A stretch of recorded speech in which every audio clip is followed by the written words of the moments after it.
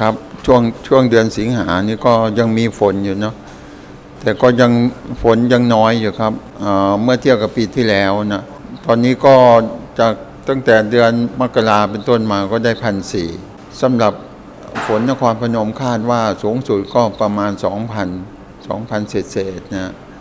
สำหรับเดือนกันยานะเป็นเดือนที่ร่องมรสุมหรือร่องฝนจะเลื่อนลงไปภาคกลางปริมาณฝนก็จะลดลงในเดือนกันยาเนี่ยเดือนสิงหาก็ประมาณ300มิลมิถุนาไม่ใช่เดือนกันยาก็ประมาณ200และเดือนตุลาก็ไม่ถึง100ก็เฉลี่ยแล้วก็อยู่ที่ประมาณนี่แหละ 2,000 ครับสำหรับเรื่องพายุที่จะเข้าก็คงเป็นไปได้น้อยนะที่นครพนมนะเพราะว่าปีนี้มันเป็นปรากฏการณ์เอลนีโญส่วนมากพายุก็จะไปทางไทเปไปทางญี่ปุ่นจะเป็นส่วนใหญ่ ถ้าเข้ามาที่ประเทศไทยเราก็ส่วนมากคงไม่มาแล้วปีนี้นะถ้ามาก็มาขึ้นที่จีนเวียดนามก็คงหมดแล้วสำหรับนครพนมเราก็คงน้อยกว่าปกตินะปีนี้ฝนน้อยกว่าปกติมากเลยนะน้ำนี่นครพนมเราเนี่ยก็มันมีบางปีนะ2,000ก็ปริมาณฝนนะก็ไม่มีปัญหานะนครพนมส่วนมากเป็นพอเข้าอากาศเย็นลงมาก็จะมีฝนเล็กน้อยเกิดขึ้นเป็นบางพื้นที่แล้วก็พอเข้าเมษาก็เกิดพายุฤดูร้อนส่วนมากก็จะเป็นวงจรแบบนี้ปลายกันยาก็เริ่มลดแล้วเพราะอากาศเย็นลงมาก็จะทำให้ร่องฝนเลื่อนลงไปภาคกลาง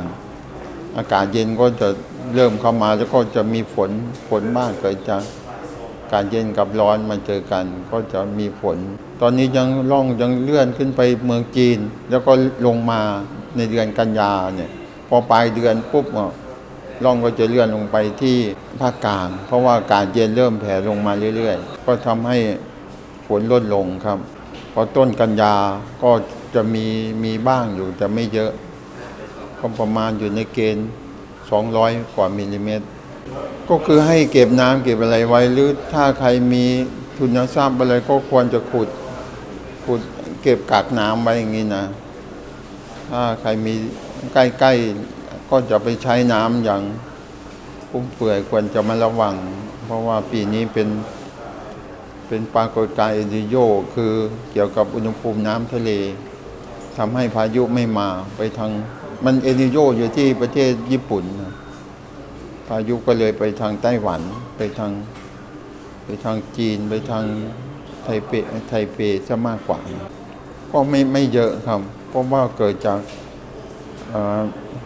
ร่องฝนนะส่วนมากจะไม่ค่อยมีเรื่องลมแรงฟ้าผ่าเพราะว่าความชื้นในอากาศมันมีมากความแตกต่างมันไม่ค่อยมีก็ฟ้าผ่าพวกลมแรงก็จะไม่มีครับก็มีเป็นบางพื้นที่มีน้อยมากครับ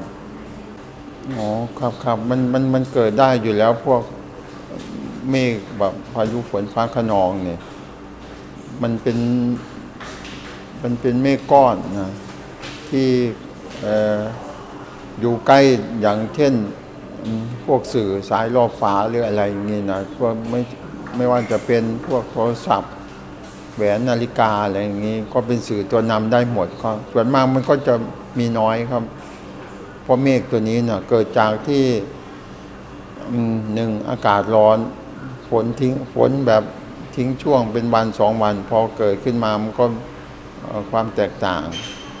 ระหว่างพื้นดินกับก้อนเมฆมันก็เลยทำให้เกิดเมื่อกี้เขาได้ยินเสียงฟ้าร้องก็เกิดจากลมหมุนเกิดลมหมุนที่นครพนมเราที่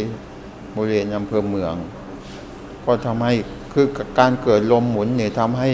เมฆเสียดสีกันทำให้เกิดฟ้าร้องแล้วก็เกิดความต่างศักย์ในก้อนเมฆก็เกิดเป็นฟ้าแลบฟ้าผ่าครับคือเมฆCB เนี่ยเมฆฝนฟ้าคะนองเนี่ยเราสังเกตได้คือมันจะเป็นเมฆก้อนใหญ่ ก้อนใหญ่แบบสูงจากพื้นดินขึ้นไปประมาณจาก300 เมตรถึง6 กิโลเมฆชนิดนี้จะ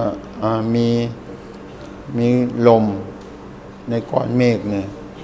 มีทั้งลมขึ้นลมลงแล้วก็มีฟ้าแลบฟ้าผ่าอยู่ในก้อนเมฆก็ขอให้ประชาชนหลีกเลี่ยงนะที่จะเข้าใกล้เมฆชนิดนี้เพราะเป็นเมฆฝนแล้วก็มีฟ้าผ่าเพราะใต้ฐานเมฆเนี่ยมันจะเป็นขั้วบวกพื้นดินเราจะเป็นขั้วลบอย่างเช่นต้นไม้แห้งเวลามันความต่างศักย์มันจะก้อนเมฆมันจะเป็นใต้ฐานเมฆจะเป็นขั้วบวกพวกไม้ดอกพวกไม้แห้งไม้อะไรเป็นขั้วลบนี่ส่วนมากมันจะเวลาความต่างศักย์มันจะผ่าลงมาที่ต้นไม้สูงที่มันเป็นแห้งต้นไม้ดอกอันนี้ไงหรือไม่ก็พวกวัวควายความต่างศักย์อย่างเช่นควายเนี่ยมันจะไม่เหมือนวัวส่วนมากฟ้าผ่าจะผ่าวัวมากกว่าเพราะว่า